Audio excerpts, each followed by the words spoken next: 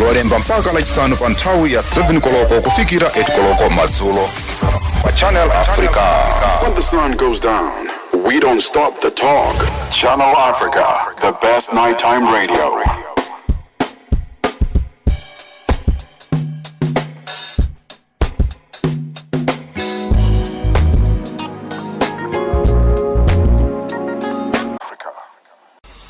Africa has a voice, and that voice is Channel Africa. It keeps you in motion, speaking, singing, questioning, rising.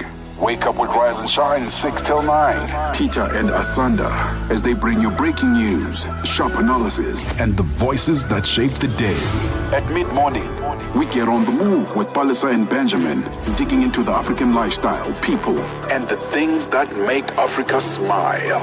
12 till 1, Africa Update with Lulu Kabu, getting in-depth, powerful stories, and the perspective you won't hear anywhere else. The Upside, 1 till 4, live and real, with Tepuho Likweleni and Nompumelelo Ngubeni. Tame Ngubeni talks money, Africa in business, 4 till 5 p.m. 5 till 6, we put on a little bit more color. Vue d'Afrique with Joël Muteba. We go to East and Central Africa and find Darubinia Africa with I Am Shakif. Madapiri gives us some life. Zochitika, 7 till 8 p.m. Maria Mokumalo comes in 8 till 9. We get some useful knowledge. Kalodiscopia. 9 till 10, we take a look in Africa. And beyond, Africa World Hour with Sipiso Makwetla. And we close it up with some love. The Heartlines with Shailen Dikumana. 10 till 12 p.m. on Channel Africa. Across borders, across time zones. On air, online. This is Channel Africa. Africa has a voice, and that voice is Channel Africa. It keeps you in motion, speaking, singing, questioning, rising. Wake up with Rise and Shine 6 till 9. Peter and Asanda as they bring you breaking news, sharp analysis, and the voices that shape the day. At mid-morning, we get on the move with Palisa and Benjamin, digging into the African lifestyle, people, and the things that make Africa smile. 12 till 1, Africa Update with Lulu Kabu, getting in-depth, powerful stories, and the perspective you won't hear anywhere else. The Upside, 1 till 4, live and real, with Tepuho Likweleni and Nompumelelo Ngubeni. Tame Ngubeni talks money, Africa in business, 4 till 5 p.m.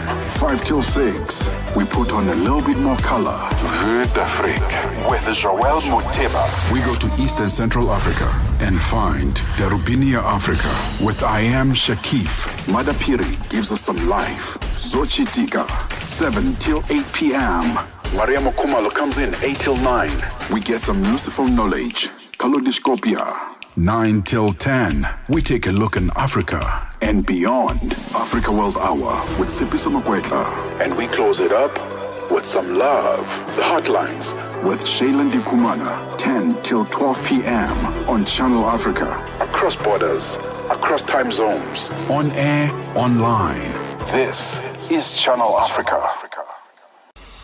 Africa has a voice, and that voice is Channel Africa. It keeps you in motion, speaking, singing, questioning, rising. Wake up with Rise and Shine 6 till 9. Peter and Asanda as they bring you breaking news, sharp analysis, and the voices that shape the day. At mid-morning, we get on the move with Palisa and Benjamin, digging into the African lifestyle, people, and the things that make Africa smile. 12 till 1, Africa Update with Lulu Kabu, getting in-depth, powerful stories, and the perspective you won't hear anywhere else. The Upside, 1 till 4, live and real, with Tepuho Likweleni and Africa's love culture into the night on Channel Africa. The African perspective. The midnight snack.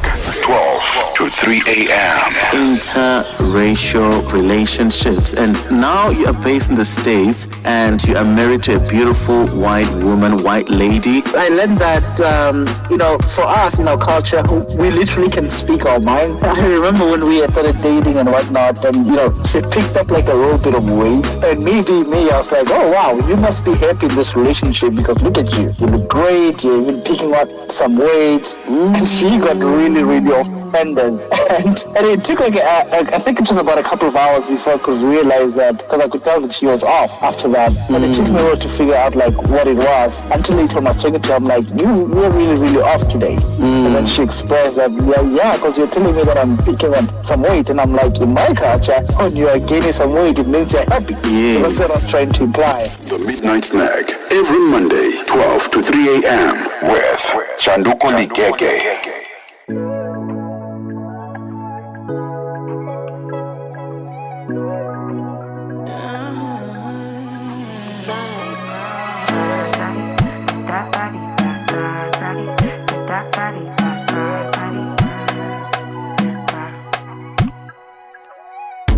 Sabi girl no dey too like talk. Animals dey in human form. Body man nobody like work, but you must hustle if you want job. You no finish them won't fight us. If them they run them no fit catch up. I know they form say I too righteous. No con they form say you too like us. You no get the time for the hate and the bad energy. Got my mind on my money. Make you dance like broccoli. Steady green like broccoli. Steady on my grind, oh yeah, what they want telling me could deny my fantasy. They want to check if my tap ain't no wrong. But it they rush well, it be much. Now gotta make my tap in the rush. The kind money we touch, yeah. It they rush well, it be much. No be hype, everybody they crush. There's no darling with us.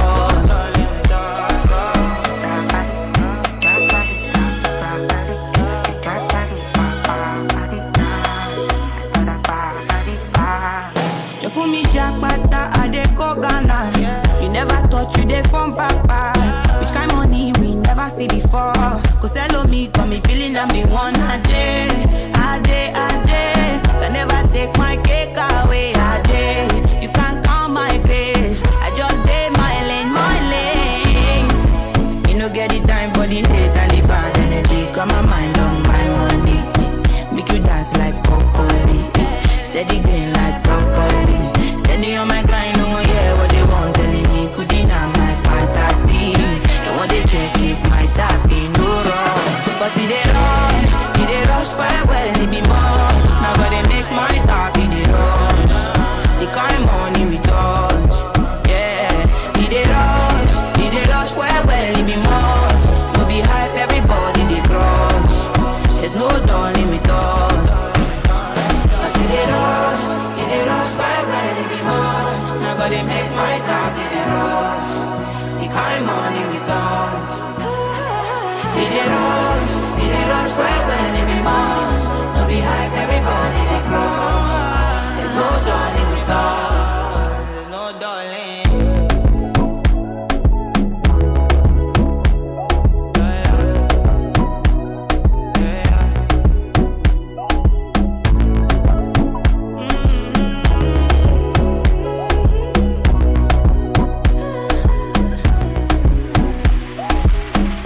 Este é o Caleidoscópio de Canal África, com Moreno Samo e João Yabalá. O surto da cólera em Angola tem causado grande preocupação, afetando já mais de metade das províncias do país. Simultaneamente, a Agência dos Estados Unidos para o Desenvolvimento Internacional, USAID, um dos maiores doadores mundiais de assistência humanitária, decidiu não priorizar os países com maior incidência de malária. Para discutirmos as causas do alastramento da cólera em Angola e os impactos dessa decisão da USAID, convidamos o Dr. Dr. Jeremias Agostinho, médico e mestre em saúde pública, para partilhar a sua visão sobre o tema. A doença, nesse momento, representa o maior risco de saúde pública que nós temos. Nos últimos anos, a nossa preocupação esteve sempre centrado com os casos de malária, os casos de tuberculose e também de infecção por VIH-Sida. A forma como, em pouco menos de 2 meses, os casos de cólera vêm aumentando, acaba por representar, nessa altura, um dos maiores desafios que o país tem. É expectável que, nesta fase, o número de casos venha a aumentar. De segunda a sexta-feira, das 20 às 21 horas locais, este é o Caleidoscópio do Canal África. Heartlines, connecting you with Africa's love culture into the night on Channel Africa, the African perspective.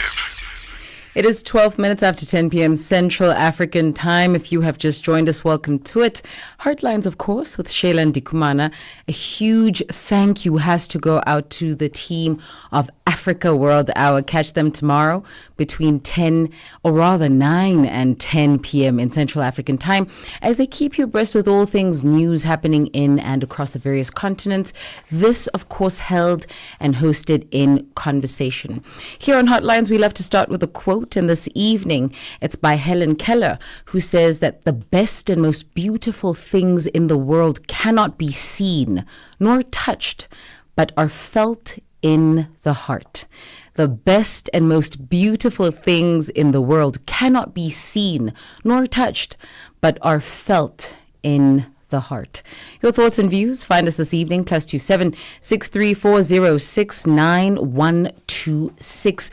Tonight we start off our program, and we are honored to be joined by a formidable leader in the nursing profession. This is Dr. Sharon Vasudevan, who, with a PhD in nursing and over a decade of experience at Life Healthcare Group, has not only shaped nursing education, but has also influenced national healthcare policy. And so we have an opportunity to touch base with Dr. Sharon as we speak about the 5th African Nursing Conference. Of course, we'll be finding out what the conference will be speaking on, looking at the realities of the healthcare sector, how to better the position of the healthcare sector, not just across South Africa, but across the continent, but also looking at the nursing division. How can we make it easier? Imagine being 16 hours on your feet, serving people. How do you recover from that? How do you maintain the right head frame? How do you give so much of yourself in such a demanding industry? A part of the questions that we have lined up for Dr. Sharon, that in the very first hour of the show. Then in the second hour of the show, we have an opportunity to reflect on a conversation we had with singer and songwriter. This is Joel Zuma. If you want to send through your questions, please do find us on WhatsApp, +27 6340 69126. For now, some music. Africa's very own Think Tank. This is Channel Africa Online. www.channelafrica.co.za.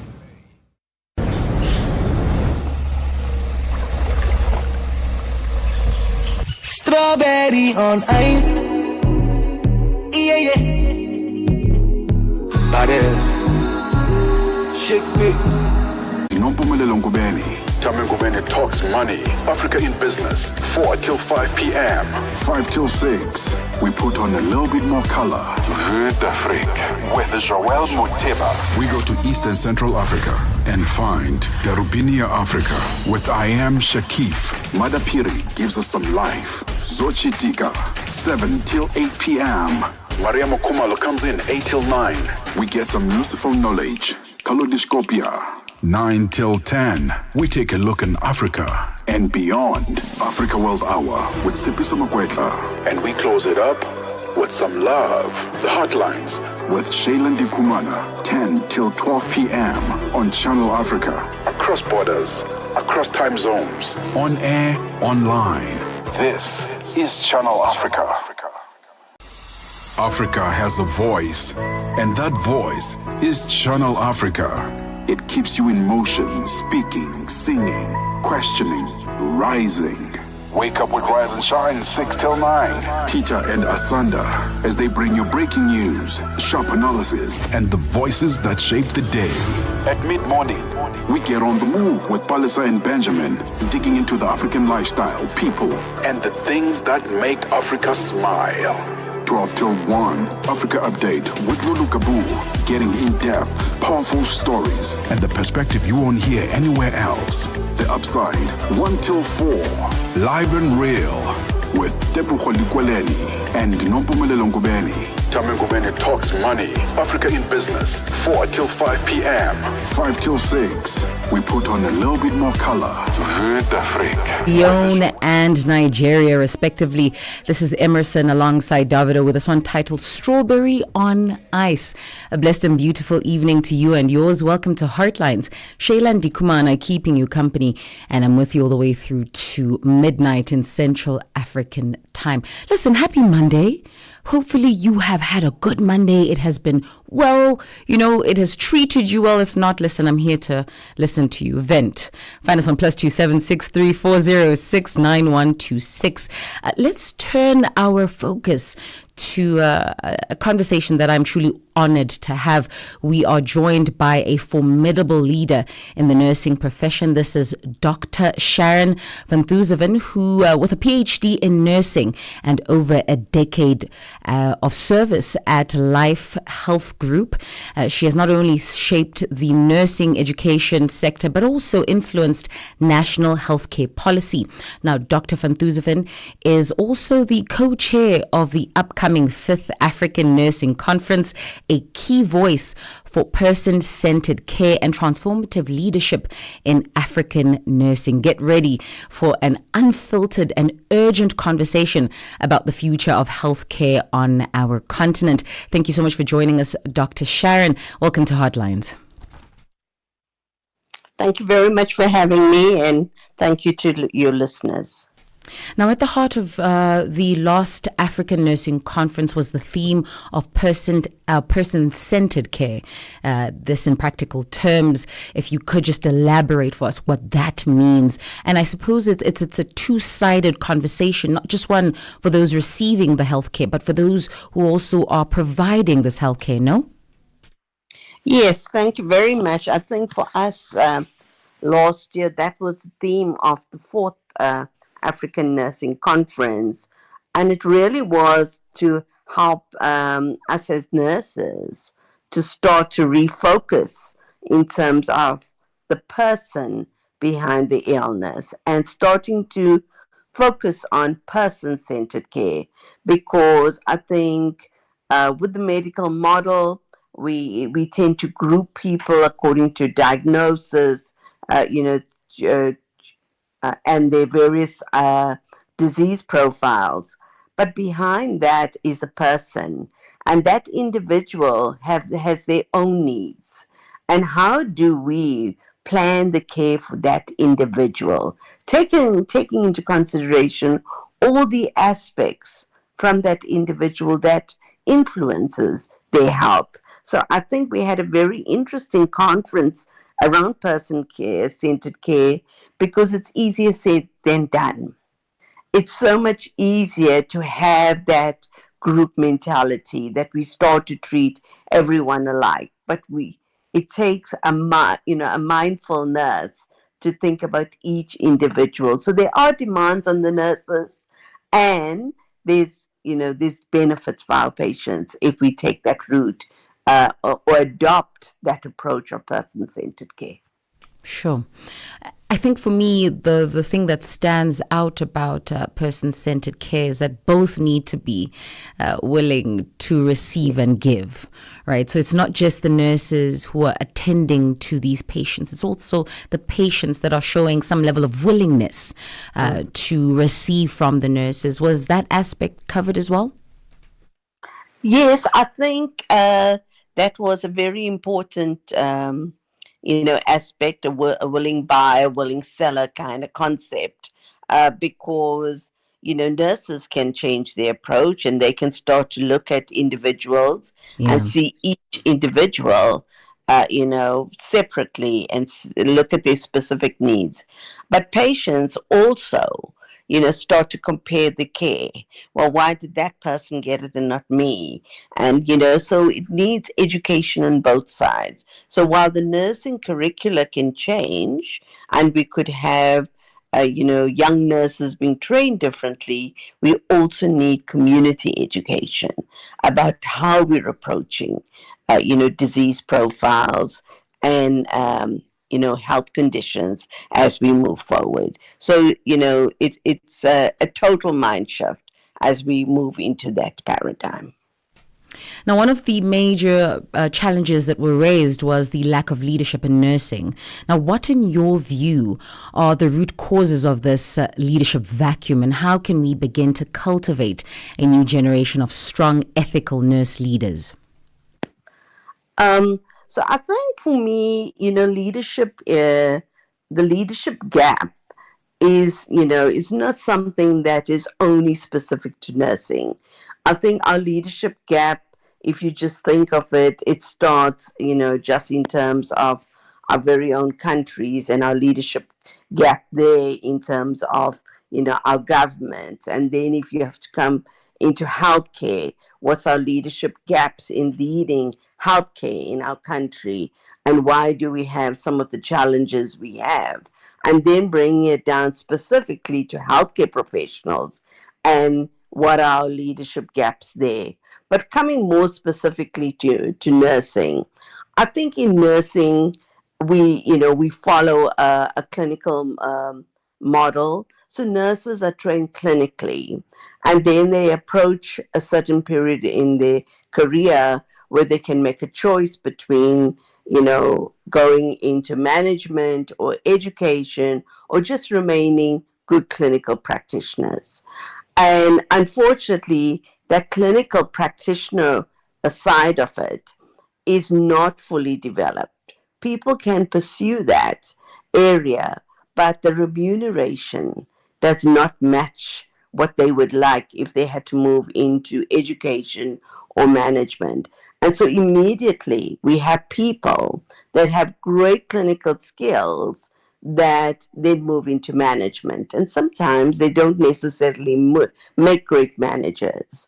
I think the other challenge we have is actually ensuring that we have leadership development programs. We start developing leaders very early in their career to take on these roles. Many people learn about leadership and management when they're in the role. And I'm very glad to say there's a number of organizations now that are implementing leadership development programs. I also believe that we have to understand the generational differences. The way I led and the way I managed during my career is going to be very different to the way people lead now. And how do we address those differences without creating any kind of conflict? Because we've got to move with the times. So how will a millennial be leading a group of people? And more especially now, we've got Generation Z. How will they be leading people? They are, tech natives, they believe everything can be done using technology, but we need to remember the human touch as well and be more empathetic. So, we also have the challenge at the moment of the exodus of leaders, people leaving the profession. And I don't think we've done sufficient work in making sure that we prepared a whole generation of people to take over, and so that leaves a leadership gap. And so, in my work now, in my retirement, I focus on a coaching and mentoring of young leaders because I believe that is the way we can support them, and I must say, many of them come forward and I hear their concerns, but I think it's important for us experienced leaders that have moved out of the profession to be there to support the younger leaders and and to fill those gaps. So I think the leadership gap is a big one. It's something that requires focus and it requires political will. Everybody must support it and say, who are the future leaders? And so, in all of our activities, we've got to always be thinking about the future leaders, the emerging leaders. What are we doing for them? Because you cannot leave it to chance. This is something that needs to be on the agenda where we are looking at those groups and preparing them adequately to take those roles because nobody's indispensable. People will move out, and we just need to know we've got people prepared and ready to take on these jobs. Dr. Sharon, you spoke about some level of friction, and I want to tackle that. What are some of the issues or the highlighted challenges we see with this baton being passed on from tech natives to those former generations who are more human dependent, more touch dependent, more interactive with their clientele versus those who believe that technology can handle quite a bit of the work that we see our nurses doing currently on the ground? I think this is a very important point, and we have to understand this, that, the young generation of leaders, they have their own way of getting the work done. They believe that we should move faster with the technology, we should be using apps, and, they permanently with one device or the other. And for the older generations, like the baby boomers, and even some of the Generation X's, they feel that those people are wasting time when they are looking at their devices. But those are their tools that helps them get the job done. So we actually need to meet each other. We need to be able to say they are different, but we can still support them. We don't distance ourselves away from them because they are different. And I just feel, just in terms of where healthcare is going, we actually need both groups. We need these younger people that can really embrace technology, can really take us forward, and really, transform nursing from being a paper-driven, a profession where there's just so much of documentation to be completed, where we could actually embrace technology and get things done quicker and faster and easier. And then we also need the traditional leaders of the past who can still remind us that we are a profession, a disciplined profession. We are here for the patients. We need to be ethical in all of our dealings and remember all the fine print. So I feel there's space for both groups. We just need to find each other and understand each other. And rather than using our differences to keep us apart, it should actually draw us together. The voice of Dr. Sharon van Thusven joining us this evening. She is the co-chair of the upcoming 5th Annual African Nursing Conference. If you want to send through your questions, find us on WhatsApp +27 6340 69126. Dr. Sharon, let's address the reality of the shortage of nurses, right? The African healthcare sector is crippled as it stands, if you will. And we are seeing things like brain drain because of the reality of pay, sort of take away our nursing division. What are your thoughts and views on how to foster a healthy relationship with those who are moving into the nursing profession in order for them to stay, and also, secondly, to be resilient at what it is they do? I think this is a very important question because, globally, nursing is facing a shortage. Countries are just not training sufficient nurses to meet their needs. For us here in South Africa, I think, making nursing an attractive profession for school leavers is something that requires our focus. Most people, we do have people that apply to do nursing, but I don't always know whether nursing is their first choice. And so the actual, nursing profession needs to become one that's more attractive. People need to understand that it is an area of study. There's opportunities, there's growth opportunities, development, and all sorts of things. So just, making nursing more attractive as a profession, I think will be bringing some young minds and, energetic people into our profession. I think at the same time, the healthcare facilities, a lot of them, are influenced by what they see in the media and what they hear about healthcare facilities. And they know, as nurses, we've got to spend a fair amount of time in the clinical area in order to harness our skills. And so that could also be something that kind of makes them feel, I'm not going to be able to cope in that area. So managing our clinical facilities, our hospitals and clinics and all those things to make it a positive practice environment for them, where they feel that they can actually go into these facilities and immerse themselves and become clinically competent. And then we have the nursing shortage. And I think for a long time we've been trying to establish what is the true nursing shortage for our country. As a profession, we've had a number of challenges along the way as we change the qualifications, to align it to the higher education framework. We also had a change in the categories of nurses when we had, a change in the Nursing Act. And all of those changes have had an impact on the training of nurses.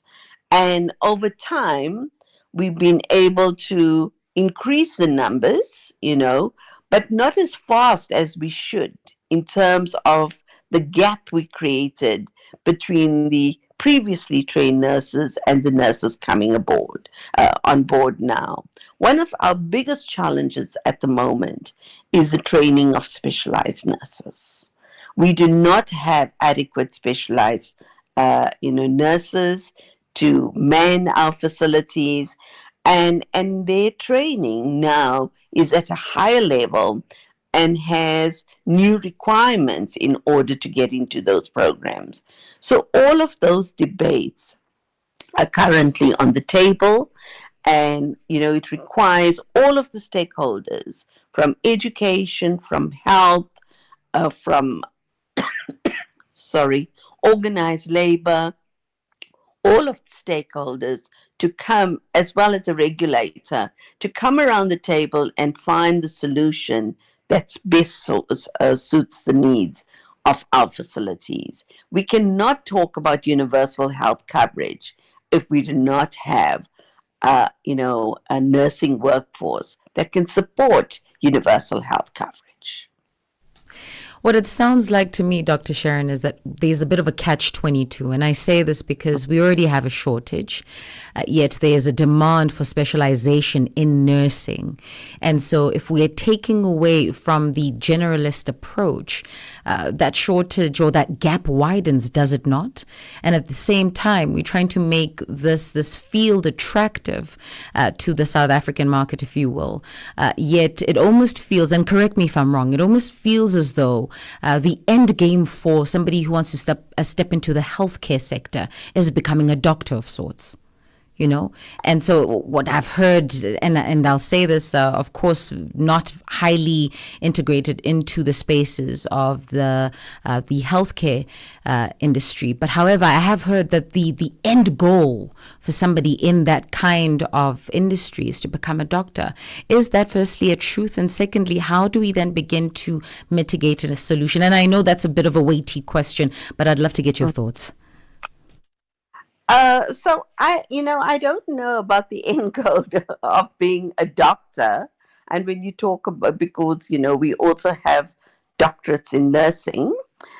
So I think for us, it's more about how do we make nursing more attractive? Because it is a profession with a huge number of opportunities. Yeah. You know, I feel truly blessed to have been a nurse because I think of my own experience, you know, my opportunities to study, my opportunities to travel, the interesting positions I've been able to hold as a nurse, and you know, and just being able to develop and grow, and not only in nursing, but be able to make some kind of impact in the healthcare sector.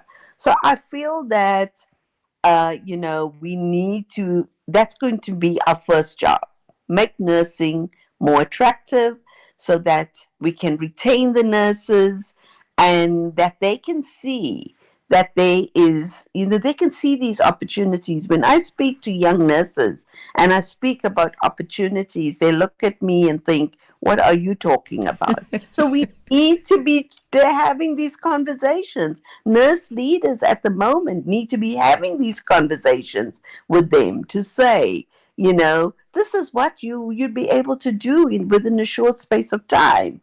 And you know, and also mentor them, you know, take, you know, allow for shadowing in the various roles, you know, together with them also studying and improving their qualifications. There's a whole lot of other processes we can do to really endear these young people and keep them in the profession. And I always feel that there were a number of those senior leaders that gave me a chance. They, you know, took a chance on me and you know, gave me exposure, gave me opportunity, and I didn't disappoint. You know, I embraced it, you know, and I took it forward. And I feel like we need to get that kind of thinking in nursing, that each one teach one, you know, and move away from this concept of nurses eat their young. I think that is so old-fashioned. We cannot be having that kind of statements in nursing. Yeah. Each one here needs to do our bit. Let's talk about the 5th African Nursing Conference 2025, set for 30 and the 31st of July 2025 at the Birchwood Hotel Conference Center in Boksburg. A few things that are going to be addressed. I see that one highlight is health equity. What does that mean? So, so that, you know, in developing the theme of this conference, it was important for us to include, you know, some aspects on policy, and then on the second day you will see there's, you know, more emphasis on the wellness of nurses. And health equity is about what we're about to receive in universal health coverage, and how do we empower nurses to be the change for health equity. You know, we have a great divide now between the public and private sector, and, you know, and we also see that nurses perform differently in both these sectors.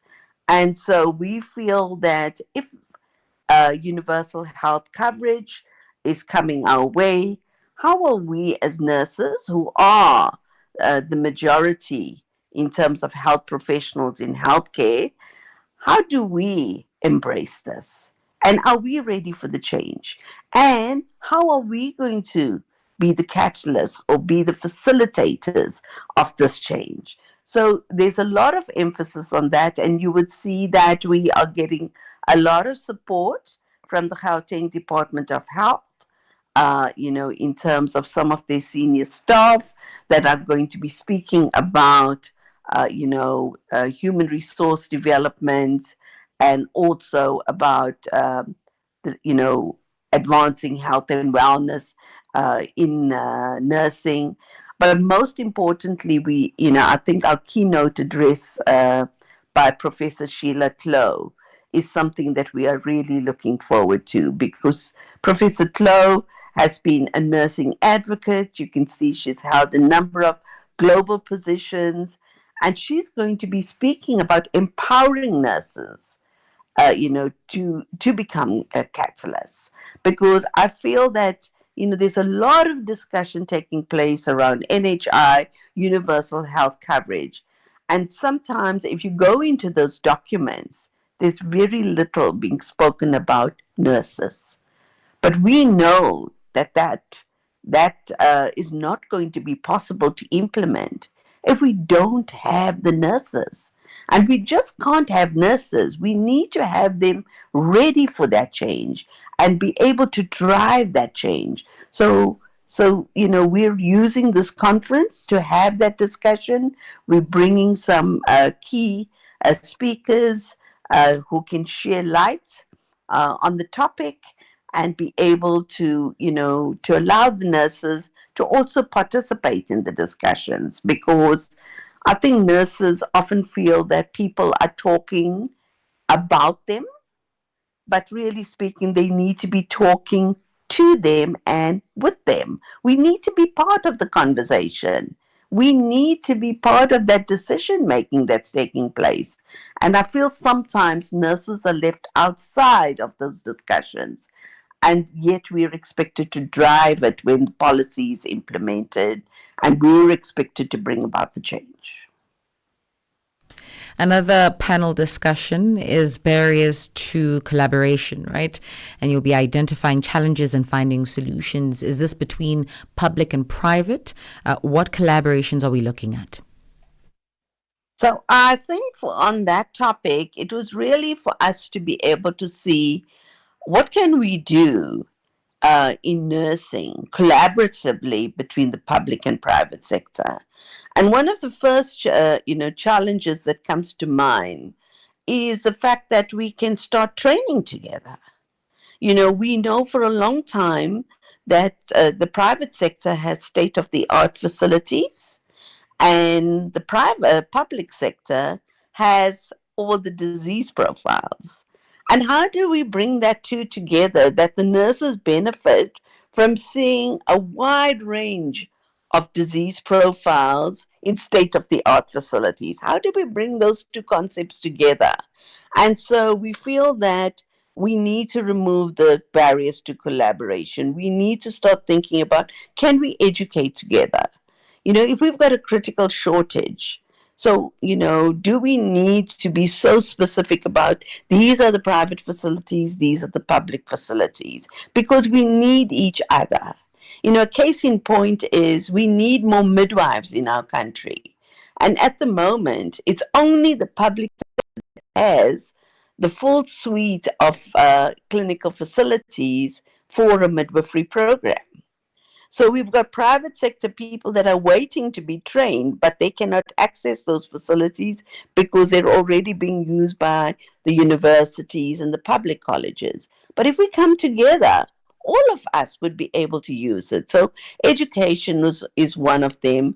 Leadership development. I know that, we spend differently in terms of leadership development in the public and private sector. Change that? How do we allow people from both sectors to benefit from these programs, so that we start looking at it like, what is the future of nursing? Where's the future cadre of leaders for nursing? It's no use us having an oversupply in one area and we've got hardly any in the other area. So part of that discussion is to identify those challenges and to find solutions. How do we improve clinical practice, across the board? And, how do both sectors benefit? So I think we've got some very impressive speakers on that panel, and it'll be wonderful to hear their views to say, and I know they're seasoned people, to hear what they think of, removing those barriers. And for me, what's important, I think, is finding those solutions, and not only finding the solutions, taking it forward. How do we act on them? Because, that was what happened last year. A lot of the younger people feel like we have the same discussions over and over again, but how do we take it forward? And that is why at the fourth nursing conference, we had the birth of the Nursing Advocacy Group. And I can speak a little more about that just now. Before you get into that, in actual fact, let me give you the leeway to get into that, because my very last question will be on your address. I believe it's on the second day. I do believe you have a few conversations to participate in, but I want to look at your ingredients for a change agent as our last question. So if you can address the advocacy group, I'd be happy to hear that. Thank you very much. So last year, we need at the conference, we always have a call to action, and I think a lot of the feedback coming out of from the delegates was, well, some of the issues, the challenges we discuss in nursing, seem to go round and round, and we don't seem to be able to get to a point where we say, put a stake in the ground. This was our issue. This is how far we took it. And a case in point was the nursing shortage. And we wanted to say, okay, we hear different voices talking about the nursing shortage differently. Some say we have an oversupply of certain categories. Others say we have a critical shortage of some categories. And we needed to have some form of evidence to say what is the state of nursing in South Africa. I mean, we've just seen the State of Nursing World Report being released, on the 12th of May. So what is that state for us here in South Africa? And from that discussion, the whole idea of a nurse advocacy group came about. And it was really a group of interested nurses coming together to say, some of these key challenges, how do we take it forward? And when we came together, we felt that we needed some training. How does an advocacy group work? And we aligned ourselves to groups like the Treatment Action Campaign and the Nursing Now campaign in the UK. And it was a very, Professor Sheila Clow, who actually ran a workshop for the Nursing Advocacy Group. At the moment, we are establishing ourselves. It's going to be a group that's going to work with and through existing nursing professional societies and associations to help them advocate for specific things in nursing. One being the nursing shortage, leadership development, key issues. And, we in South Africa have a chief nursing officer. We have the office of the chief nursing officer in the National Department of Health. And we feel that we need to work with those key stakeholders and, see that the challenges are being discussed. We are finding solutions and we are moving into action. And it just doesn't remain a debate that, at one point everybody's talking about it, especially if we're celebrating Nurses Day or something around nurses, and then it falls away. So that's where we are. We still say it's early days. We've got work to do, but we are quite excited that we could do work and we could have a group of people that's focusing on advocacy for nurses and just not allowing the same debates to do their rounds. So that is about the Nursing Advocacy Group. In terms of my talk, that's supposed to be at the end of the conference on the change. I think that has been changed. That part of the program changed in the last couple of weeks. The ingredients for a change agent. It's not going to be done by myself, but it's going to be done by Brigadier Makubani from the South African Military Health Service, who is a dynamic speaker, and she is going to be having that discussion. So I'm only going to be presenting on the Nursing Advocacy Group, talking about what we've done to date, our vision, our mission, what are the objectives, and taking that forward. and the ingredients for a change agent is going to be done by Brigadier Makubani. Thank you. That is fair, Dr. Van Thuzeven. However, I still want to get your thoughts because I find it very, very beautiful. It's a lovely subject matter. You know, it's one thing to talk about the issues and sort of put down solutions, but it gets more exciting when you think to yourself, what can I add to this solution in order to see some level of change? In your opinion, what do you think that is? Yes, initially they asked me to do that, and my thoughts at the time was, well, change starts with each one of us. Our willingness to be able to be part of the change. And I think that it's so easy to look at everybody else and think that they need to change, but it starts with us. So if I had to look at myself as a nurse leader, what did I have to look for in order to be that change? And I think it's about your own personal leadership. That if you want to be a change agent, you need to be focusing on your leadership, and reflecting on it and using all the tools to be able to say, well, am I living that change? Am I embracing that change? Or is it just a talk shop? Am I just talking about change, but I'm not the change? It reminds me of Mahatma Gandhi, who said, be the change you want to see in the world. So if you want to see change in leadership, look at your personal leadership, right? What are you demonstrating in your own personal leadership?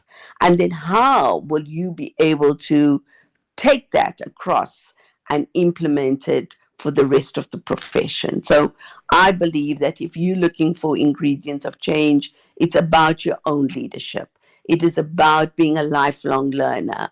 Are you willing and open to learning?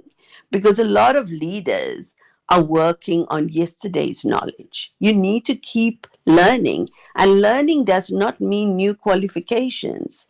Leaders are readers. Are they reading? Are they on top of their, subject matter? Do they know what's going on, nationally and globally? So I feel that those things are important. And then, your own personal characteristics, because if you do not have the characteristics to bring about change, well, you're going to also put a whole group of people off change. They're going to feel like, oh, we're not going to embrace that change.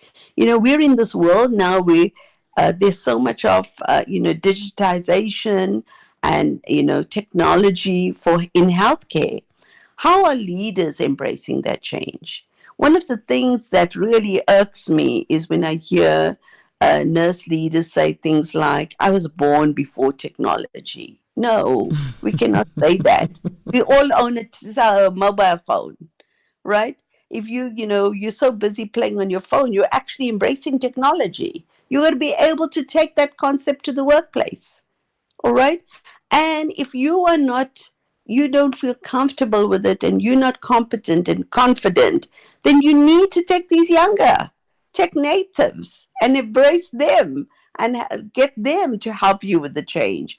I had all those thoughts playing in my mind, and those were some of my thoughts of having the ingredients for a change agent. Yeah. And lastly, Dr. Sharon, is this conference open to the public, if not for those nurses, those aspiring nurses, and people who are just enthusiastic about the healthcare sector and the developments around it? How can they access parts of this conference? So I think that's important. This conference is being hosted by the Foundation for Professional Development, FPD, which is a private higher education institution based in Pretoria. And it's on their website, and you'll be able to go into the website and access it. It is, organized primarily for nurses, but, other members of in healthcare are free to attend it. And I think they have, they've put together a very good program, and I think it's worth attending. Dr. Sharon, thank you so much for your time this evening, for staying up this late with us. We appreciate it, and we're looking forward to some of the outcomes that will come from this 5th African Nursing Conference. Thank you very much, and thanks for your time. The voice of Dr. Sharon van Thuzeven, who joins us this evening, and she is the co-chair for the upcoming 5th African Nursing Conference, a key voice for person-centered care and transformative leadership in African nursing, and just leadership in the African continent, so I've picked up. And so it was an absolute pleasure to speak to her and just reflect firstly on last year's conference, that is the African Nursing Conference, but also looking at what lies ahead.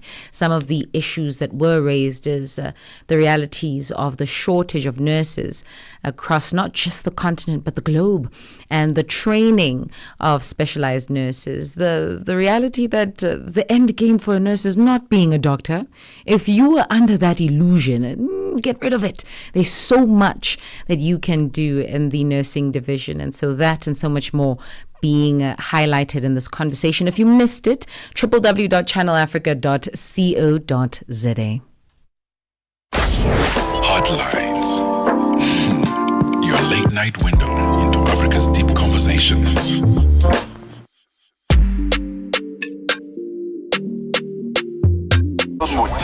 We go to East and Central Africa and find Darubinia Africa with I Am Shakif. Madapiri gives us some life. Zochitika, 7 till 8 p.m. Maria Mokumalo comes in 8 till 9. We get some useful knowledge. Kalodiscopia, 9 till 10. We take a look in Africa and beyond. Africa World Hour with Sipiso Makwetla. And we close it up with some love. The Heartlines with Shailen Dikumana, 10 till 12 p.m. on Channel Africa. Across borders, across time zones. On air, online. This is Channel Africa. Africa has a voice, and that voice is Channel Africa. It keeps you in motion, speaking, singing, questioning, rising. Wake up with Rise and Shine, 6 till 9. Peter and Asanda, as they bring you breaking news, sharp analysis, and the voices that shape the day. At mid-morning, we get on the move with Palisa and Benjamin, digging into the African lifestyle, people, and the things that make Africa smile. 12 till 1, Africa Update with Lulu Kabu, getting in-depth, powerful stories, and the perspective you won't hear anywhere else. The Upside, 1 till 4, live and real, with Tepu Kholikweleni and Nompumelelo Ngubeni. Tame Ngubeni talks money, Africa in business, 4 till 5 p.m. 5 till 6, we put on a little bit more color. Vue d'Afrique with Joël Moteba. We go to East and Central Africa and find Darubinia Africa with I Am Shakif. Madapiri gives us some life. Zochitika, 7 till 8 p.m. Maria Mokumalo comes in 8 till 9. We get some useful knowledge. Kalodiscopia, 9 till 10. We take a look in Africa and beyond. Africa World Hour with Sipiso Makwetla. And we close it up with some love. The Heartlines with Shailen Dikumana, 10 till 12 p.m. on Channel Africa. Across borders, across time zones. On air, online. This is Channel Africa. Africa has a voice, and that voice is Channel Africa.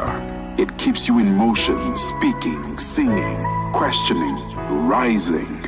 Wake up with Rise and Shine, 6 till 9. Peter and Asanda, as they bring you breaking news, sharp analysis, and the voices that shape the day. At mid-morning, we get on the move with Palisa and Benjamin, digging into the African lifestyle, people, and the things that make Africa smile.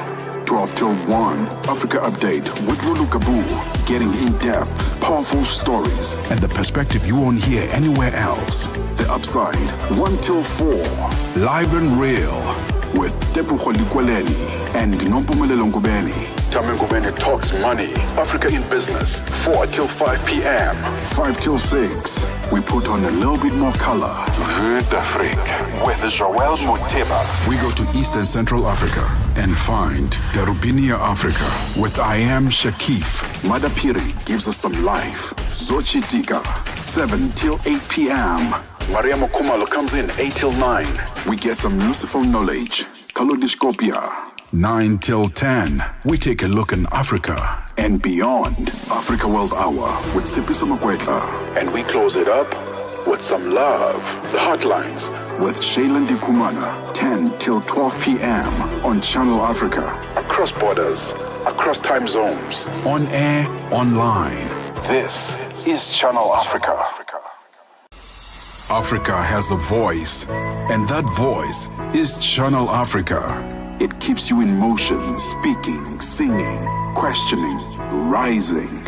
Wake up with Rise and Shine, 6 till 9. Peter and Asanda, as they bring you breaking news, sharp analysis, and the voices that shape the day.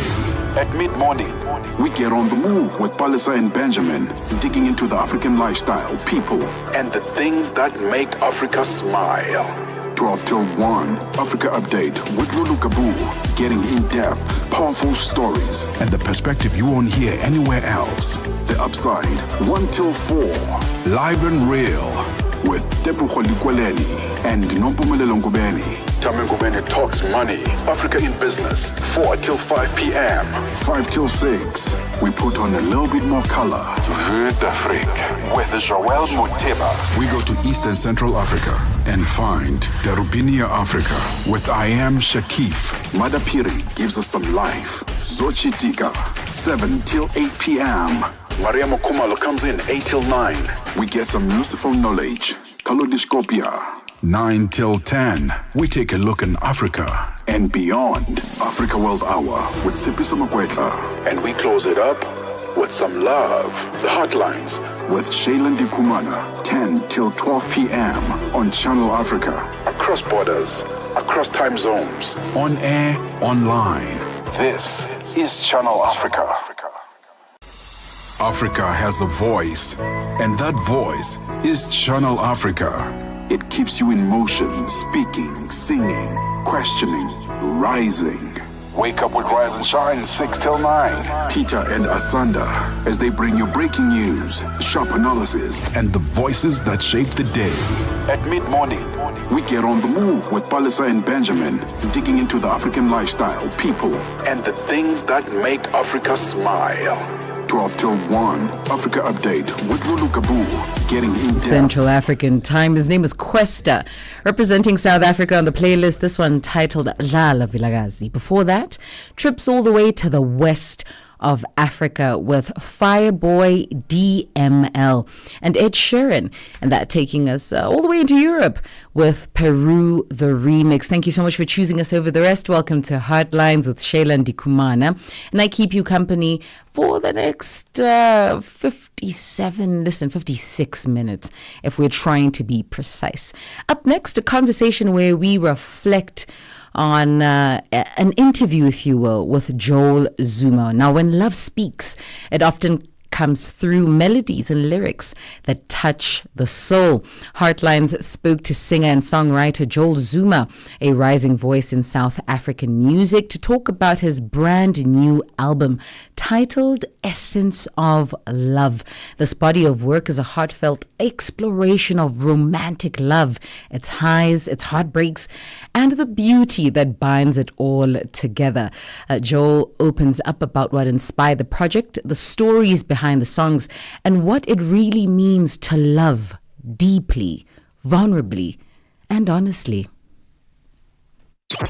Mornings made better with Peter and Asanda on Rise and Shine, weekdays 6 till 9. In recent weeks, East Africa has seen a disturbing rise in human rights violations. In Kenya, digital activist Rose Njeri was arrested under the Computer Misuse and Cybercrimes Act after creating a tool for citizens to oppose the Finance Bill 2025. Meanwhile, in Tanzania, Kenyan activist Boniface Mwangi and Ugandan lawyer Agatha Atuhaire Zaire reported being detained, tortured, and sexually assaulted by security officers. East Africa needs a reset. We need to get back East Africa to where the founding fathers are. When President Nyerere and his colleagues, Jomo Kenyatta and the Ugandan counterparts fought for independence. They fought for independence to get Africans out of poverty, to get Africans out of slavery. The leaders who took up power have since gotten into regression. Neto Agostino, co-leader of the United Green Movement Party. Mornings made better with Peter and Asanda on Rise and Shine. Heartlines, 10 p.m. to midnight Central African Time with Shayla Dukumana.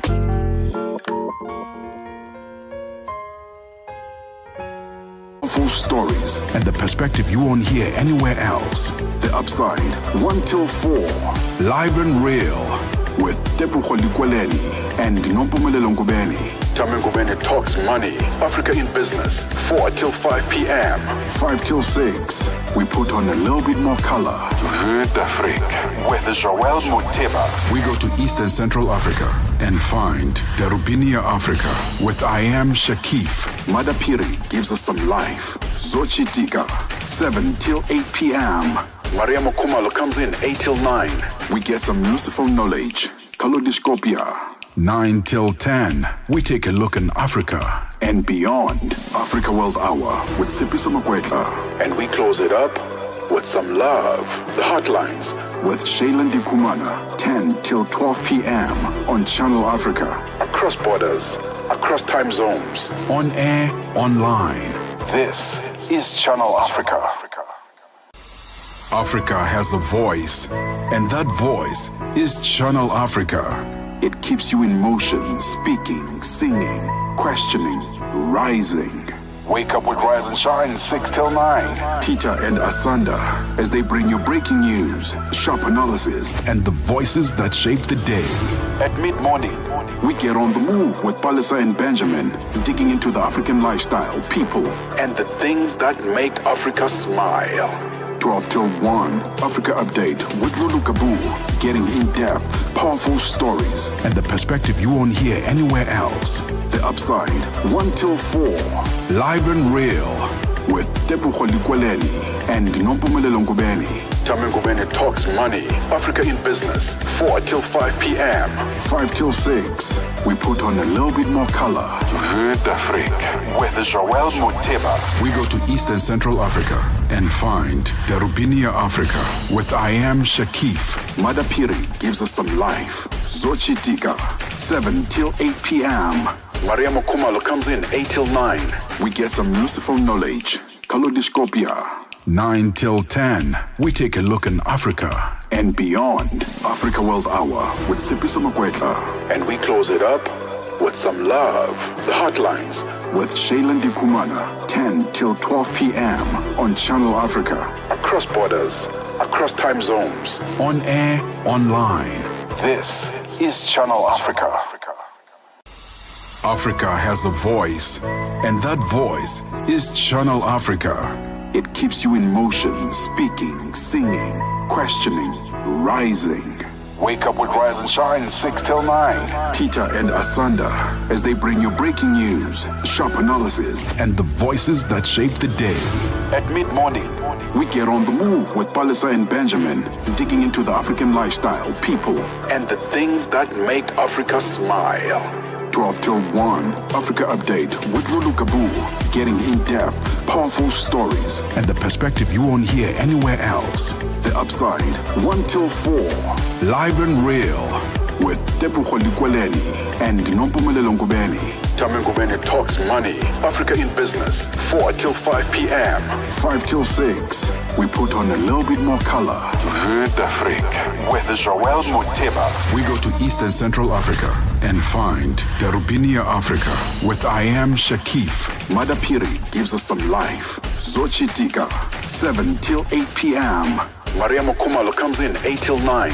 We get some useful knowledge. Kalodiscopia, 9 till 10. We take a look in Africa and beyond. Africa World Hour with Sipiso Makwetla.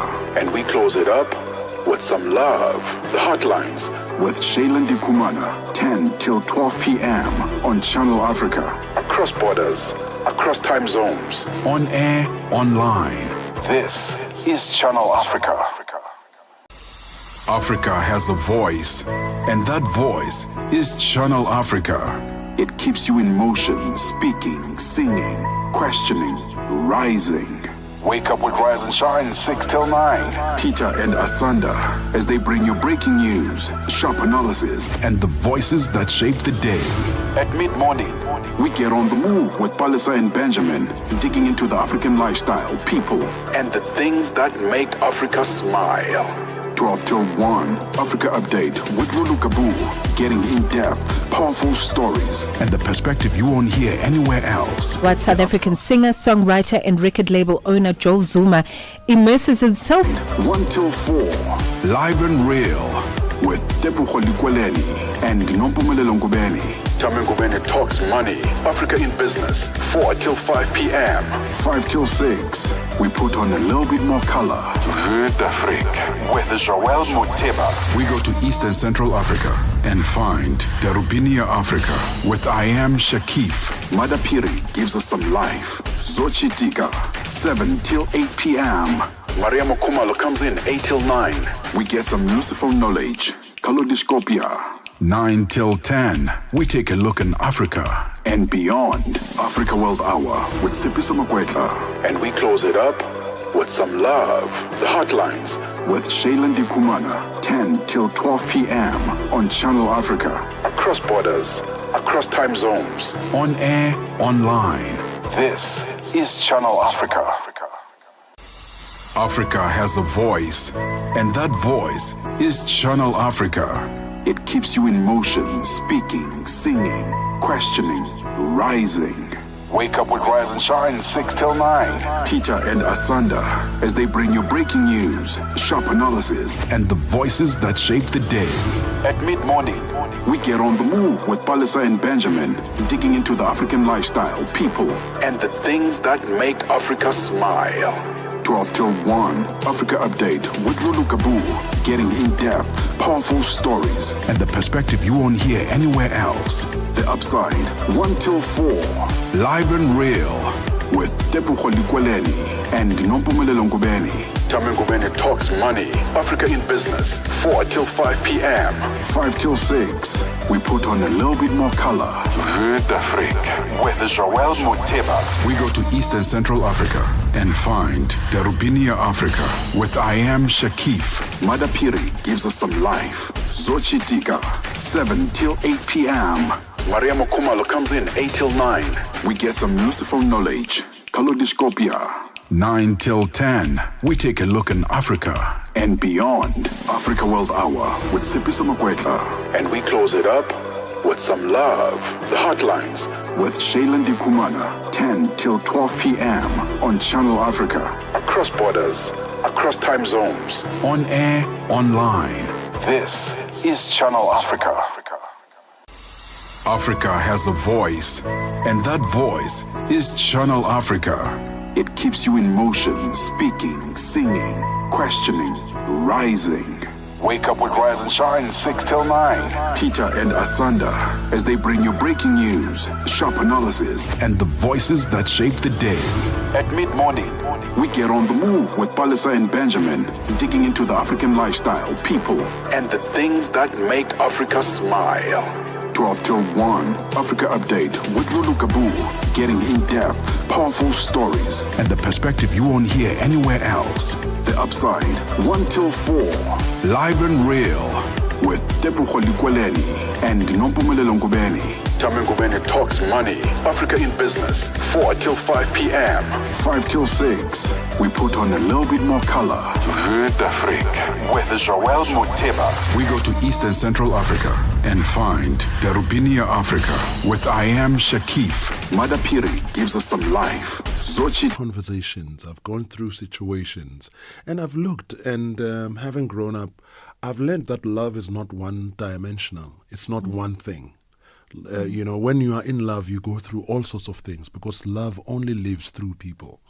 And people are complicated beings. You know, if you meet someone who's 30 years old, they've lived 30 years in life. Therefore, they have certain expectations. They've gone through life, whether it be hurt or whether it be whatever their dreams are. And all of those things shape the kind of people that they become. And I said to myself, it's time we stop writing about I love you, I love you, I love you, I love you, I love you, I love you. You know, I wanted to write about I love you, but sometimes I get worried whether you will be with me during difficult times. You know, I love you, but sometimes I wonder if you understand me. You know, or I'm looking for love. And one day it's going to come and it will find me. And when it finds me, I want to hold on to it for dear life. You know, and because love goes through all sorts of things. Yeah. People in love go through all sorts of things. That's Oh, right. I love you, but I'm so angry. I'm so mad at you, but I still love you. Yes. So Essence of Love embodies all of that. And I think it says it in the title even. Essence of love, indeed, and thank you for that. And I want, you live inside my head, because I was thinking on my walk downstairs from the 3rd floor, thinking in my mind, Joel, I mean, the way you write about love, you really need to have been through some stuff, and also you need to have strong sense of social observance to be able to. Because the music has always been relatable. It's not just music from Essence of My Love. All your music from Onjengawe to Haigabi, all of it. It speaks to the soul. You are telling my story. You're telling Tumelo's story. You're telling Neto's story. All of us absolutely there's a piece of us in all of the music. With the experiences of love, and if I love you, it goes beyond just romantic love. Grows me, it changes me, it makes me introspect. There's so many things that happen within me because I'm in love with you. Absolutely. Isn't that a wonderful thing? Do you know there's people who love each other but they can't be with each other? And they say, what, I love you too much, and I think when we are together, things are they just go. I want to preserve what we've already started, what we've had, what we've experienced, and the memory that I have, and the journey that we've taken. And I think that I was needed in this space from this chapter to this chapter, and I think it's best now that you do what you do, and I do, and I can love you from a distance. Oh man, it's still some form of love in one way. It transmutes. Yes. So isn't it nice when, as singers, we start writing about all of those dimensions and differences as we observe. So I never go to a studio trying to do a hit. I'm not interested in that. I'm trying to write a song that people can identify with. Someone else can listen to the album and say, "Oh, this finds me." I never understood this song until I heard, until I went through 1, 2, 3. So I guess Essence of Love has got songs like that. If you listen to it from song number 1 to song number 10, almost every song has got a different subject matter. Of course, and let's look at the music catalog under Essence of Love and talk about the music. Vuga, the first one. Oh my God, such a beautiful song. And back to my point about how romantic love can really, it's almost like when it's true and when it's pure and concentrated, it raises the vibration of all of us. Absolutely. Because we are an embodiment of that love. So when you say to me, Vugam Africa. Yes. I get a sense that comes from a space of love. But talk to me about that, because also there's big themes in there about authentic self, about being African, about, because if you know who you are, then you'll know how to love another. Absolutely. I mean, let's look at track number 1, Vuga. It's a beautiful Vuguta te dawe yako Africa. Vuga tuha Vuguta te dawe yako Africa. Oh man. So that was a song that I wrote during we were sort of trying to come out of COVID. Times were tough, and I remember feeling, listening to the president speak, listening to different speakers, hearing how just difficult time in life was, and realizing that as a country we need to do much more to come back. Because remember, at the time, it sounds like a dream now, but nobody knew that we can come back and have some form of normality again. Wearing masks had become order of the day. We were wearing masks. We can't touch each other. We social distance. And we can't hug. You must look the other way. You are not allowed to kiss because whatever, unless you live with someone in the same house.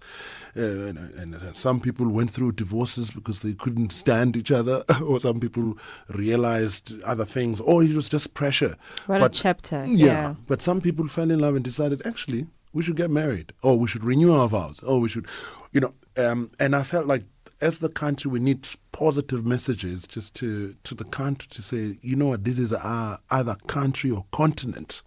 We need to wake up and fold our hands and fold our sleeves and go out there and take what is ours and make our presence felt. Because I believe in Africa, I believe we have a lot to offer, particularly together. Yes. And I wrote that song and I was like, what am I trying to say? I know I write love songs, but right now I have love for the nation. I have love for Africa as a whole, and I felt like we need to build each other up. We need such songs. We can't just be talking about a bedroom and matters and other things. We need to also have songs that talk about us getting up and finding our vibe again and finding our energy again. And if you listen to, there's an advice as well, if you listen to the bridge of that song talking about, the fact that, African child, brothers and sisters, freedom is such a responsibility. It was fought for, but it's a responsibility for all of us. So, and all of those things. So I try to just go hard on that because I'm listening to the news and I'm listening to this. I'm thinking, what are people going through and how can we help each other, build each other back into our feet again? Yes. And just on that note of, just collective consciousness, embodying love, doing the most for all of us and the general collaboration. One of my other favorites is Sandla Sami on the album. Oh my goodness. The first encounter. Yes. And the magic that comes with that. I'm in awe of that track. I'm in awe of the lyricism in that track. So just talk to me about the first encounter and how that changes someone, and also just how perhaps that sound also contributes to the overall sound of the album. Absolutely. I'm glad you mentioned that song because it's a very powerful song, and I'm glad that it worked out the way it did. Isandla Sako is what it's called. And Isandla Sako, yes. Yes. And it's more about, we can never have enough of those songs, about boy meets girl, and falls in love straight away. But the difference with this guy, he falls in love and he sees the future immediately. So there's a different vibe to, I think she's nice, I think she's got cute curves or whatever the case might be. No, it's not that kind of thing. It's like, I can see the future with this woman. I can see us I can see her walking down the aisle.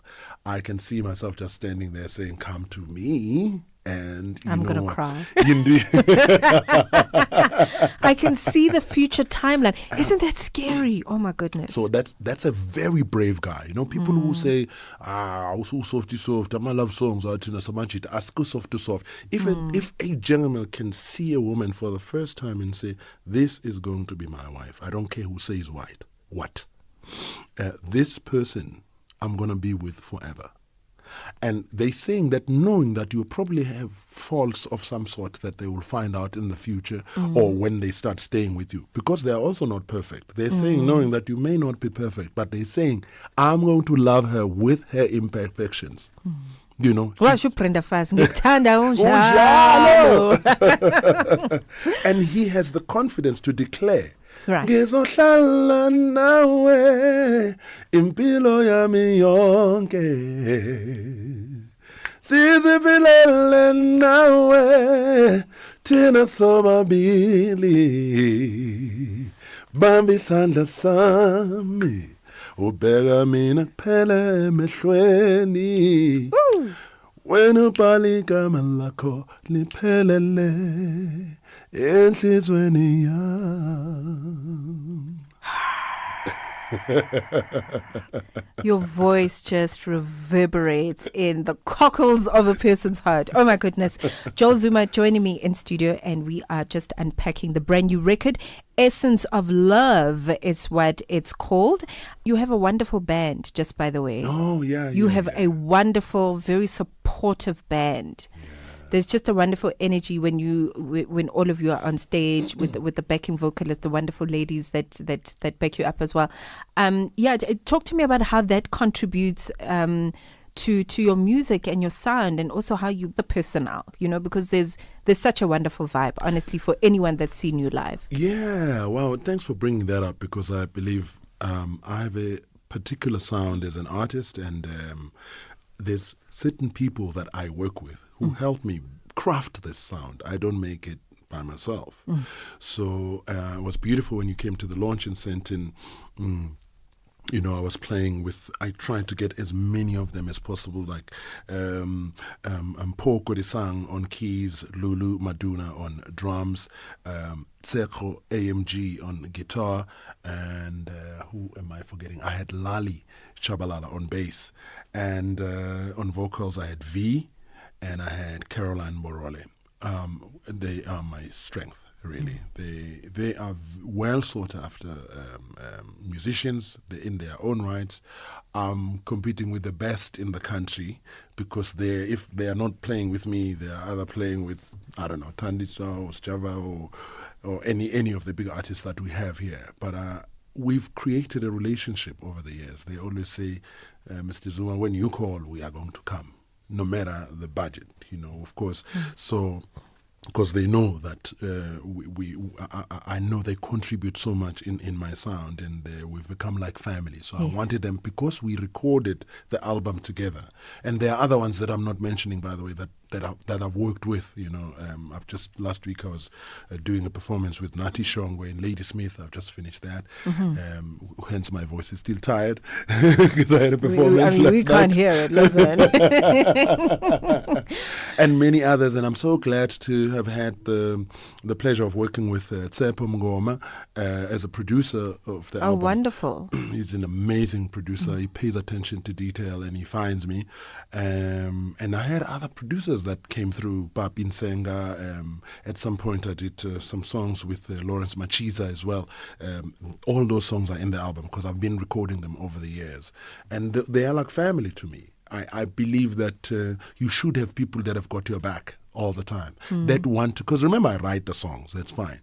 And I play them to a certain extent, but they are the ones who put all these nice, juicy things in the album. And they have complete artistic freedom and creative freedom to also put, I can't tell you how to play your guitar. I love that. You play the guitar the way you feel and hear it. I may guide and say, I'm looking for a feel like this. And then here you go.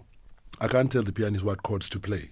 If he says this inversion, it sounds too dark, I need to go up a little bit so that it's bright. Yeah, here we go. And if he says, oh, I'm going to put a Rhodes here in. Oh, great.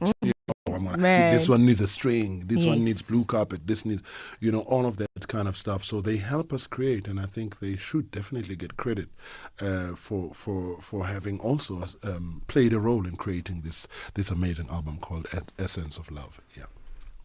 Thunderfoot. That was the song that kind of launched us into what is to come, the exciting album that's to come, because that was the big single, the radio single, if I could call it that.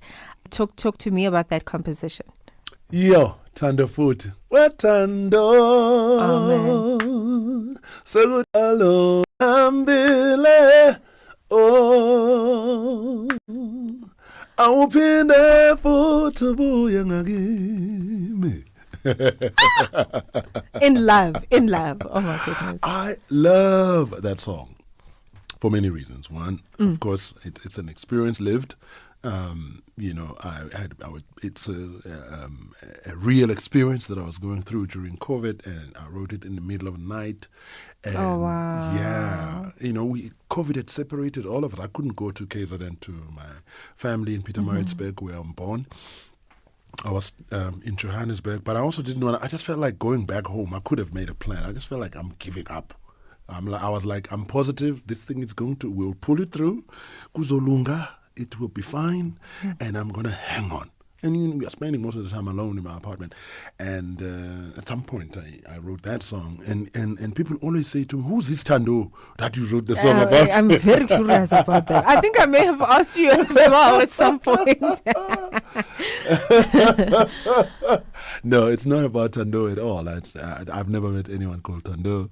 It refers to love again. Yes. Yeah, it refers to love again. Tando Futhi. Tando Futhi. Yes, and it's a beautiful song. Every time I've performed it, people have had tears in their eyes, and of course also produced by Tsepo Mngoma, and I think we created magic there. It was wonderful to also get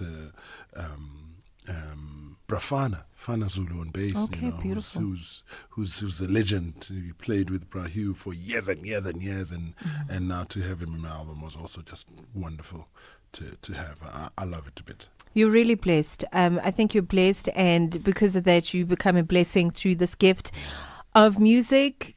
Do you believe in the magic of black love? Absolutely, without a doubt. Without a doubt, I feel like as black people, we're beautiful in expressing our own love. We have our we should groom it more. We should talk about it more. And what I love about black love, for that matter, it's not dual. It's not about the two people. It extends beyond just the two people.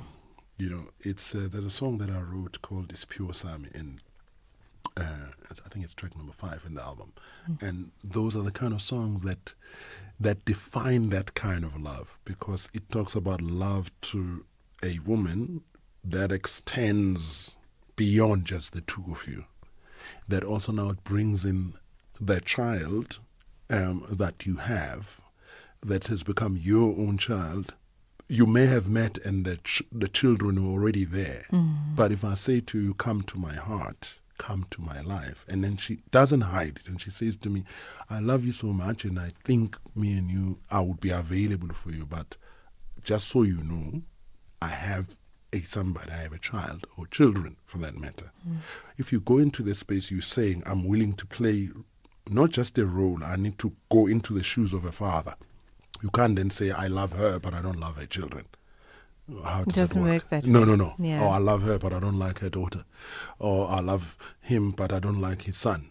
No, it becomes communal. Yes, you've got your own thing. You are the positive and negative. You are the core. But at the end of the day, it expands beyond that. That's a different kind of love that has different dimensions now. It's not one-dimensional. It's not from one person to the other only. It's that end. Then you start seeing, when you look at this child, and you're like, it reminds me, it looks exactly like the mother, and I can see the mannerism, I can see the, and you know what, who raises, I was great that I was at a wedding last week, and that was talked about, that who is the father of a child, and we're just talking in general now. Is it a biological person who just happen to be biological, but if they are not there, are they much of a father in the raising of the children? And others would then say a father is someone that actually raises the child, because where are they going to get the protection from when they are growing? Who's coming to their school meetings? Who's coming to watch them when they are developing the most delicate space, in their lives, when they are playing sports or a school play for them? Who fetches them through traffic in the morning? Who wakes up in the morning? If you become that person, that is your child. And there's nothing wrong with a child having more than one father, for that matter. And I'm talking from the father perspective, from the male perspective. So it's all those things, and we're talking about black love, That is such a fine perspective, and I love your overall sort of telescopic look into the meaning of love, that it goes beyond romantic, that it is an embodiment of who we are. And, you know, perspectives of black love very easily can go to soulmate and, I love you. But it's so much bigger than that. Absolutely. And it's life-changing. Yeah. Yo, Puti. Aye.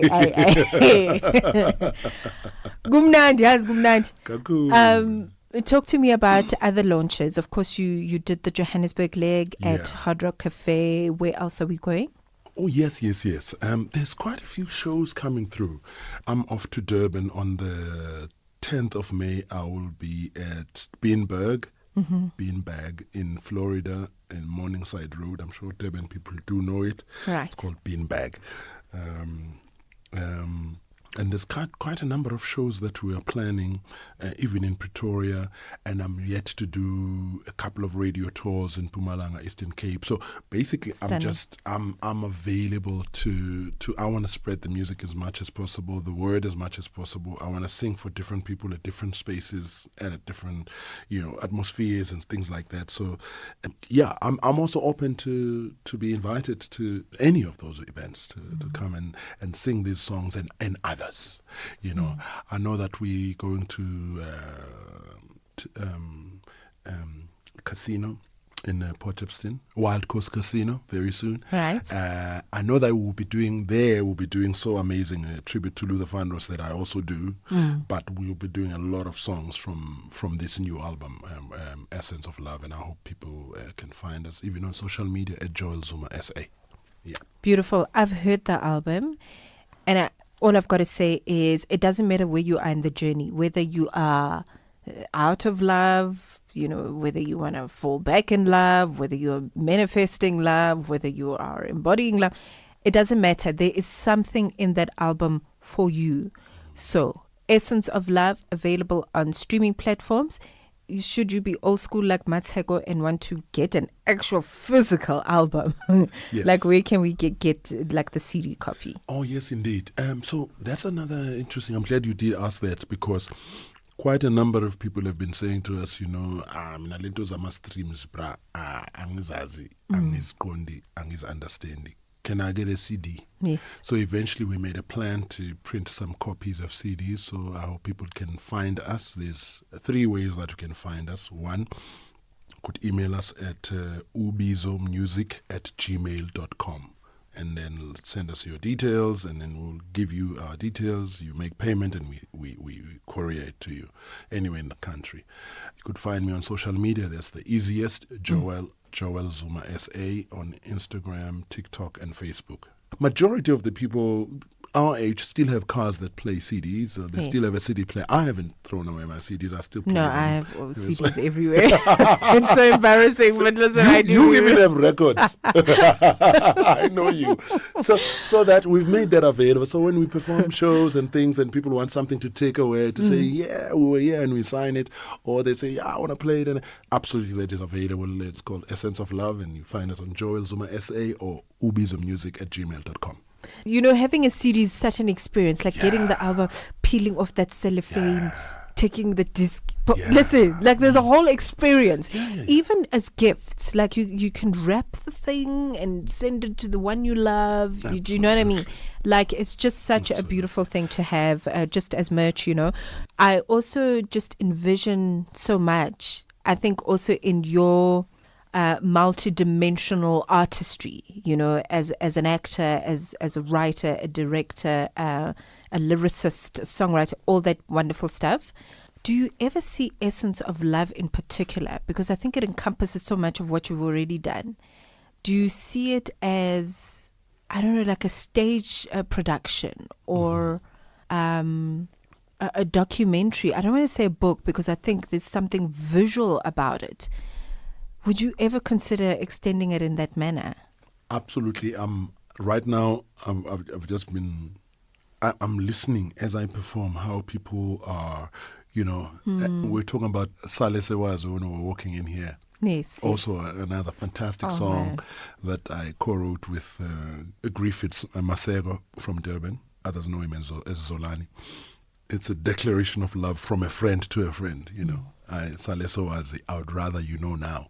It's been a guy who's been a friend with a lady, and he says, I've been loving you, but I couldn't say it, and I feel like kungcono wazi sale sewazi ukuthi ngiyakuthanda. I'd rather you know now. You know, it's one of those classic songs. But coming back to your question, there's so much more that we're going to do in this album. There's a DVD that we need to shoot. There's a video coming up that we need to shoot. There's live performances that we still need to do. One of them I've already done. It's on post-production as we speak at Moya Sound. We did about 3 songs live in studio, and it's going to come up. So there's so much. I would love an opportunity, every opportunity, to talk about the music and just give people a little bit more information about the stories behind the songs. Yeah. Most artists it's scary to release a full album nowadays. Tell me why. I remember even Beyonce was mentioning it on one of the clips I saw, I listened to on Instagram a few weeks ago, saying that it's very difficult because it needs a certain type of confidence to first know that I still believe, I see that times are changing, but I still believe that there is a market that wants a full album. Oh, totally. Yeah. Of either Bibi Winans or Rino Madlingozi or Jabu Kanyile or Vusinova or whoever that you listen to that you love. Or Tandinduli or Joel Zuma. Oh, Joel Zuma. I mean, really? Come on now. So because that nothing beats that, because when you listen to the whole album, it almost shapes you. You really get an experience as opposed to a song. Yes. Yeah, a song is going to make you feel great now. Remember, a song is 4 minutes, 30 seconds. But after that, then it's another song. Now it's a different experience. Whereas an album tends to have some form of a journey, some form of a theme, some form of a sound that it communicates from song one to the end. And you want to have that experience once in a while. Whether you're driving home, you are traveling, or it's a Sunday and you are cleaning up and you just like, chilling, or you are braaiing, or you are chilling with people that you love, having a conversation, and he hears this album and it just plays, and this song goes from this layer to that layer. Look, for from a listener perspective, I think for anyone that enjoys music as therapy, you want the full experience. Absolutely. Listen, there's no way you're going to find yourself or heal yourself or get the answers or get the messaging and divinity with a song that's 5 minutes and 7 seconds. No. You need the full experience. So from a listener to an artist, full albums are the way to go. I'm telling you, they are because I have a deep appreciation for Essence of Love because I listened to the whole album. Had I just heard one song, you're right, it would have been great. Nice song. Nice, but now that I heard Voga, I'm like, oh, and you kind of like find yourself as well, like you self explore, like, and you change your mind about certain things, and then, I used to think this way. Now that I've heard the song, I changed my mind. A neighbor of mine came and said, listen, Makilo, and I heard you CDs, and I said, yeah. So he buys a CD. Great. So now he wakes up and goes to gym every morning, I think about 5:30. And when he comes back from gym, before 7, you hear him at the gate playing Vuga in his BMW. Vuga. Ow. That song is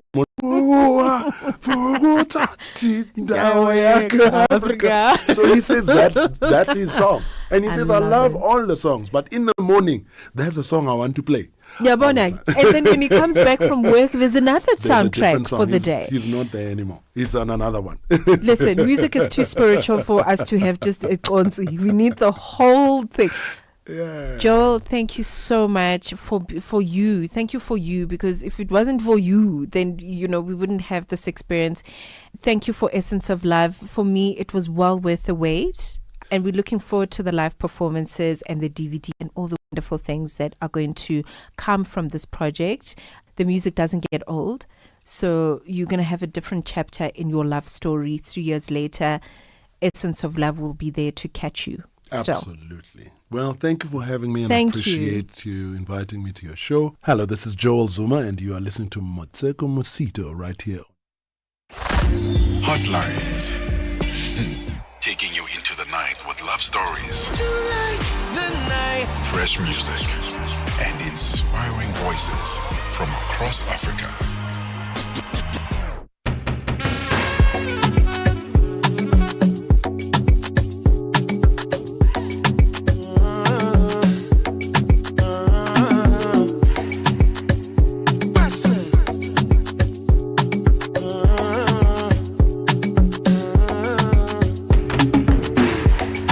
Charge my energy, I no get time for no enemy.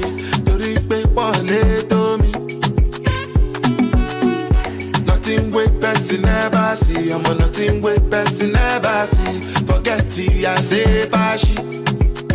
Money soon expected. Check out what body I jump. I take her to the person. Je. I'm in the answer, then yes sir. Then I'm in the answer, yes sir. Respect is reciprocal, even though una know say I special. Anybody, when no one to surgery. Anybody, when no the carry body. I can't something, I can't something. Go back to fele, I can't something. You want job but you never work. Should not because myself I never talk. I look you, they laugh, you go. I shall no say the time go come, mama, I no say the time go come. When you no go fit the line, mama, life not on python. Whether you like or not, go back to me, you best get it go pass. So yeah, keep me jack on bow. Anybody, when no one to surgery. Anybody, when no the carry body. I can't something, I can't something. Go back to fele, I can't something. Money soon expected. Check out what body I jump. I take her to the person. Je. I'm in the answer, then yes sir. Then I'm in the answer, yes sir. Respect is reciprocal, even though una know say I special. Anybody, when no one to surgery. Anybody, when no the carry body.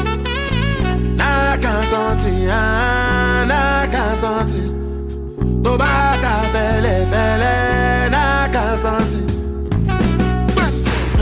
Go back to fele, go back to fele.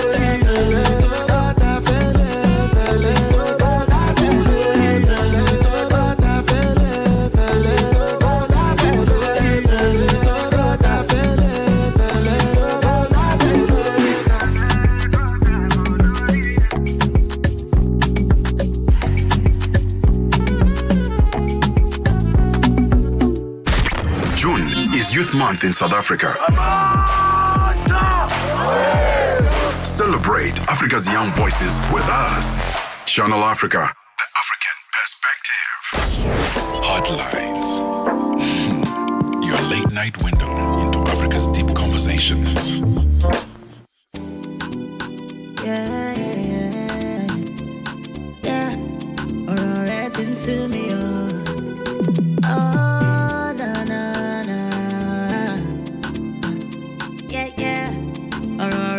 to me, Black Jersey on the beat. Baby, me tired for this show matter.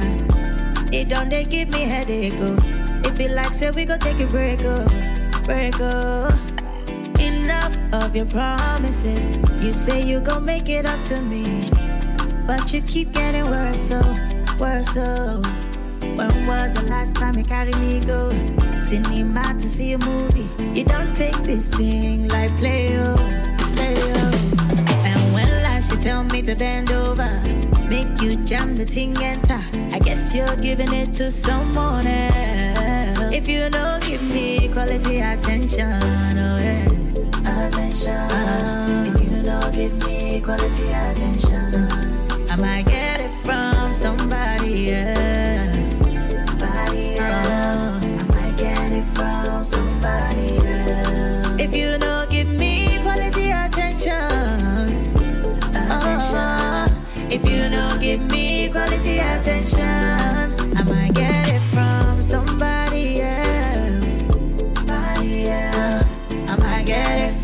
somebody else. Sue me, or sue me, sue me, or sue me, sue me, or sue me, sue me, or sue me. Before now you they do the caring, calling, texting, chatting. Now me they do the things that you used to do. We no longer do the hold on, pick two, last guy, check up. Baby, I to discuss games we used to play. Something is missing, and I can't seem to find it. No. Something is missing, and you better fix it before you make a sister change. If you don't give me quality attention, if you don't give me quality attention, I might get it from somebody else. I might get it from somebody else. If you don't give me quality attention, no more tension. If you don't give me quality attention, I might get it from somebody else. I might get it from somebody else. Yeah. Oh, no. Yeah. Oh, no. Black jersey, Tiwa Savage. Yeah. Quality music, It is 9 minutes, in actual fact, 8 minutes before the show comes to an end. Tiwa Savage on that one, titled Attention. Before that, Burna Boy with Anybody. Just to reflect on the conversations that have been in this hour, we reflected on a conversation that we had with Joel Zuma, who is a rising voice in the South African music industry.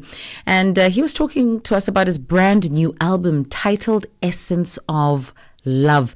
Now, this body of work is a heartfelt exploration of romantic love, its highs, its heartbreaks, and of course the beauty that binds it all together. In the very first hour of the show, we had an opportunity to touch base with Dr. Sharon Vasudhavan, who is part of the conglomerate that will be hosting the 5th African Nursing Conference, and she stands as the co-chair, and was really just speaking to us about this year's conference, what we can expect, some of the conversations that will be held, the realities of the shortage of nurses, how to make this field more attractive, how to interlink young minds with the minds of old, to pass this baton of knowledge so that we can further establish nurses in the healthcare sector, and of course create an environment where everybody stands to benefit. That was the conversation we had in the very first hour. Listen, it has been a pleasure keeping you company. I will do this again tomorrow. Up next, Mara's touch of the Afro Republic. Catch him between midnight and 3 a.m. in Central African time. I'm going to leave you with this quote from Hitch that says, "Life is not the amount of breaths you take. It's the moments that take your breath away." Good night. Je, una jambo lolote akilini mwako? Je, una shauku kuhusu masuala muhimu? Na je, una maoni ambayo unataka yasikike? Kweli, hili jukwaa ni la kwako. Piga simu au tuandikie kwenda WhatsApp namba alama ya kujumulisha 2760552594 na tutakupigia simu. Mtangazaji wa habari zetu za Afrika Kusini mjini Johannesburg. Hivyo unaweza kuwa mshirika kwenye matangazo yetu. Sio mazungumzo tu, ni fursa yako ya kuchangia maoni yako na kushirikiana na jumuiya ya wasikilizaji wanaotamani mtazamo wako. Tufuate kwenye mitandao ya kijamii. Tembelea tovuti yetu www.channelafrica.co.za na uwe tayari kushiriki na kuchangia maoni yako kwenye Channel Africa. Channel Africa, mtazamo wa Kiafrika. Heartlines bring you fresh perspectives about love after dark. With Sheila Dukumana. Tika, 7 till 8 p.m. Mariamo Kumalo comes in 8 till 9. We get some useful knowledge. Kalodiscopia. 9 till 10. We take a look in Africa and beyond. Africa World Hour with Sipiso Makwetla. And we close it up with some love. The Heartlines with Shailen Dikumana. 10 till 12 p.m. on Channel Africa. Across borders, across time zones. On air, online. This is Channel Africa. Africa has a voice, and that voice is Channel Africa. It keeps you in motion, speaking, singing, questioning, rising. Wake up with Rise and Shine 6 till 9. Peter and Asanda as they bring you breaking news, sharp analysis, and the voices that shape the day. At mid-morning, we get on the move with Palisa and Benjamin, digging into the African lifestyle, people, and the things that make Africa smile. 12 till 1, Africa Update with Lulu Kabu, getting in-depth, powerful stories, and the perspective you won't hear anywhere else. The Upside, 1 till 4, live and real, with Tepuho Likweleni and Nompumelelo Ngubeni. Tame Ngubeni talks money, Africa in business, 4 till 5 p.m. 5 till 6, we put on a little bit more color. Vue d'Afrique with Joël Moteba. We go to East and Central Africa and find Darubinia Africa with I Am Shakif. Madapiri gives us some life. Zochitika, 7 till 8 p.m. Mariamo Kumalo comes in 8 till 9. We get some useful knowledge. Kalodiscopia. 9 till 10. We take a look in Africa and beyond. Africa World Hour with Sipiso Makwetla. And we close it up with some love. The Heartlines with Shailen Dikumana. 10 till 12 p.m. on Channel Africa. Across borders, across time zones. On air, online. This is Channel Africa. Africa has a voice, and that voice is Channel Africa. It keeps you in motion, speaking, singing, questioning, rising. Wake up with Rise and Shine 6 till 9. Peter and Asanda as they bring you breaking news, sharp analysis, and the voices that shape the day. At mid-morning, we get on the move with Palisa and Benjamin, digging into the African lifestyle, people, and the things that make Africa smile. 12 till 1, Africa Update with Lulu Kabu, getting in-depth, powerful stories, and the perspective you won't hear anywhere else. The Upside, 1 till 4, live and real, with Tepuho Likweleni and Nompumelelo Ngubeni. Tame Ngubeni talks money, Africa in business, 4 till 5 p.m. 5 till 6, we put on a little bit more color. Vue d'Afrique with Joël Moteba. We go to East and Central Africa and find Darubinia Africa with I Am Shakif. Madapiri gives us some life. Zochitika, 7 till 8 p.m. Mariamo Kumalo comes in 8 till 9. We get some useful knowledge. Kalodiscopia. 9 till 10. We take a look in Africa and beyond. Africa World Hour with Sipiso Makwetla. And we close it up with some love. The Heartlines with Shailen Dikumana. 10 till 12 p.m.